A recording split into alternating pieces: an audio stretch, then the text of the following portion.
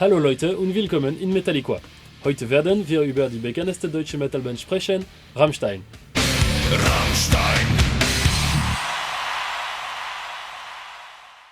En effet, nous avons choisi de nous intéresser au cas de Rammstein pour ce nouvel épisode. Petit avertissement néanmoins pour cette vidéo, étant donné le passif tumultueux que j'ai avec Rammstein et les droits d'auteur sur YouTube, les extraits passés dans cet épisode seront plus courts que d'habitude et pourront être modifiés si besoin. La direction s'excuse d'avance pour la gêne occasionnée. Revenons sur la carrière de ce groupe titanesque en quelques points.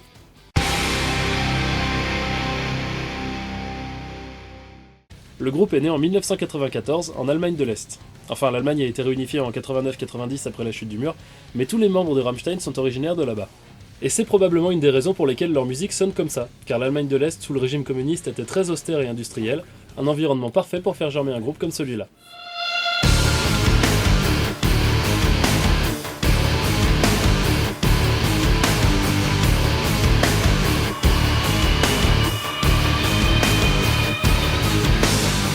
Un point qui peut paraître anodin, mais qui est en fait assez impressionnant, c'est qu'ils ont toujours la même équipe depuis le début.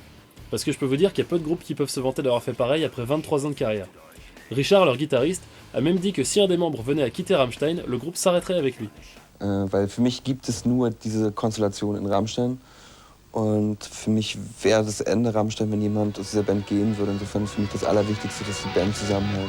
On est quand même sur du bon pari là. Passons à un autre point très important, la musique.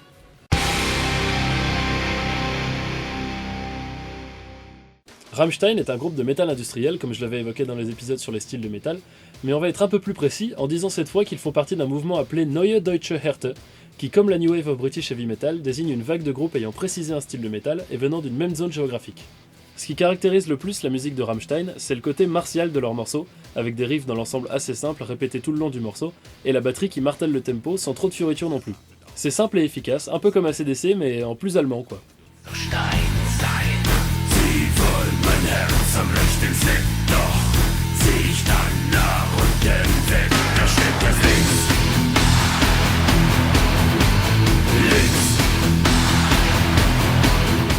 On a aussi une grosse utilisation du synthétiseur pour des mélodies entêtantes, avec des sons parfois assez particuliers mais toujours dans le ton du morceau.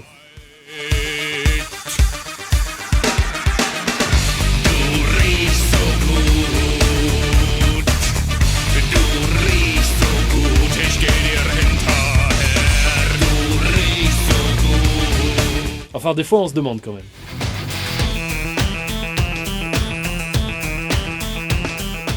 Et le chant de Till Lindemann, grave, caverneux, avec les R roulés. Oui, pour ceux qui se demandaient, on roule pas les R comme ça en allemand. Hein. Et bien sûr, en langue allemande, parce que c'est beaucoup plus badass. Wir wollen, dass ihr uns vertraut.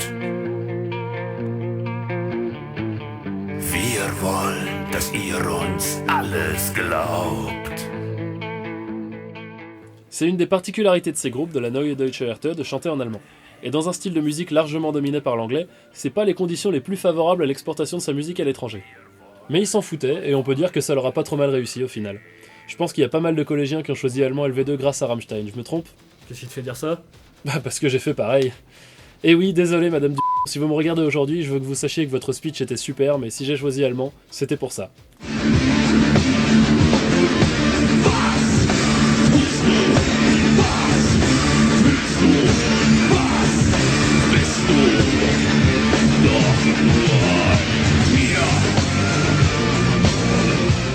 Bon après ils ont aussi inclus de l'anglais dans certains morceaux, de l'espagnol aussi, et même...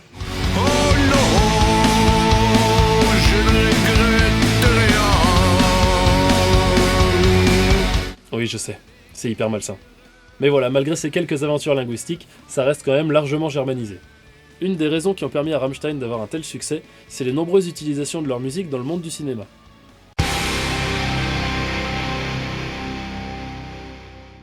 Ça a commencé en 1997 avec le réalisateur David Lynch qui pour son film Lost Highway a utilisé deux musiques de Rammstein, Rammstein et Heirate mich.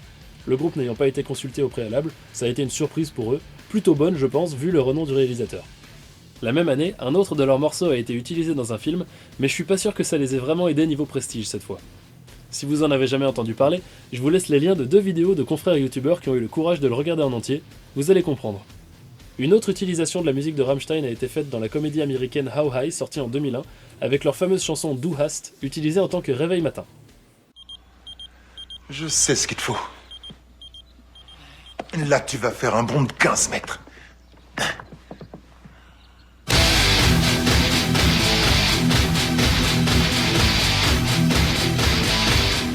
Mais le film utilisant du Rammstein qui a connu le plus de succès est Triple X, sorti en 2002. Et non seulement on entend leur musique dès le début du film, mais en plus on les voit à l'écran en train de la jouer.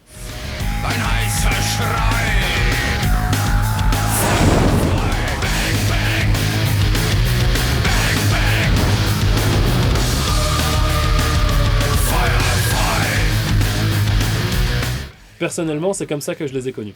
Et dans ce passage, on peut avoir un bel aperçu d'une des spécialités de Rammstein, la pyrotechnie.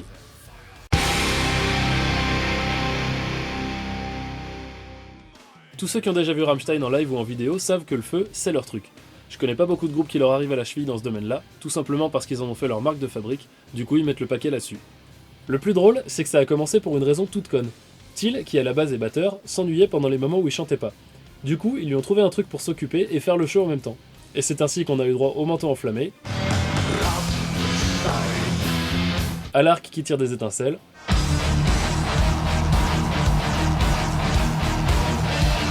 au lance-flammes,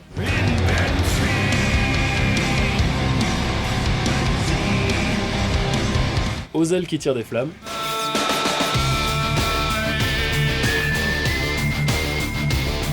et la liste est longue. Les autres musiciens s'en sont vus rajouter aussi. On a eu les micros enflammés,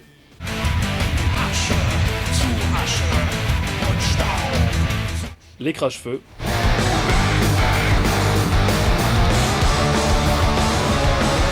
les guitares lance-flammes.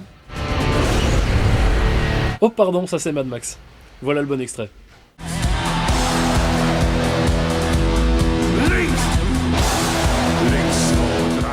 Ils profitent parfois de la pyrotechnie pour faire des petites scènes théâtrales, comme par exemple dans Mein Teil, quand Flake, le claviériste, se fait cuire dans une marmite par Till, déguisé en boucher.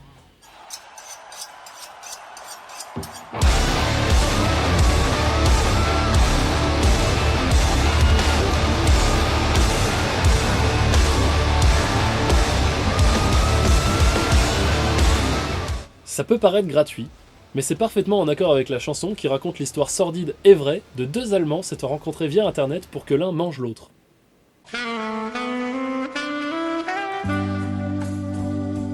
Cuisine avec. Des rencontres délicieuses.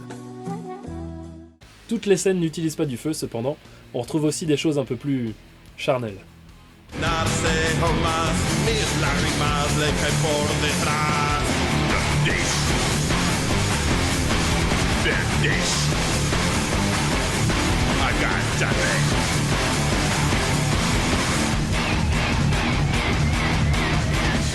Voilà un autre point sur lequel Rammstein trouve toujours plus à faire, la provocation.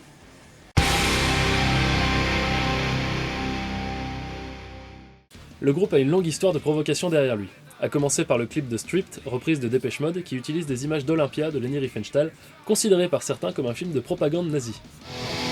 Let me see you stripped.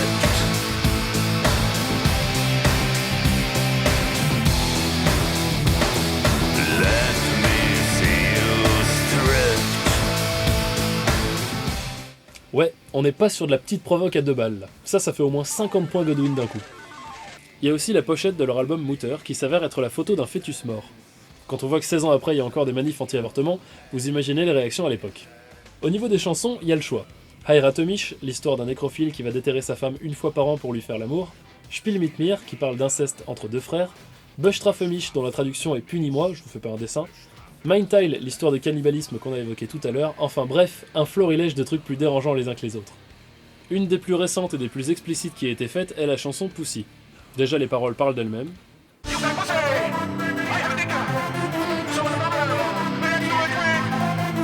Et le clip est à l'image de la chanson. D'ailleurs vous le trouverez plus facilement sur des sites porno que sur YouTube, puisqu'il consiste en une série de petites scènes de X totalement clichés, mettant en scène chacun des membres du groupe avec des actrices porno.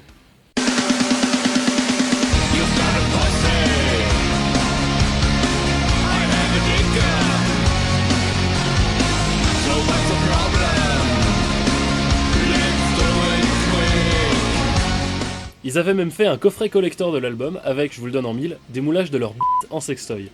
De tels actes de provocation ont bien sûr des conséquences, vous vous en doutez, car on peut rire de tout, mais pas avec tout le monde. C'est comme ça que lors d'un concert aux USA, Till et Flake ont été arrêtés par la police locale, qui n'a pas trop apprécié leur petite scène sur Bug Dish. Depuis, ils ont un casier judiciaire aux États-Unis et ils sont obligés de subir un interrogatoire à chaque fois qu'ils rentrent dans le pays. C'est une petite anecdote que j'ai découverte dans le documentaire Rammstein in America, que je vous conseille si vous vous intéressez un peu au groupe. Sur ce, moi je vous laisse et je vous dis à la prochaine sur les chaînes Metallica.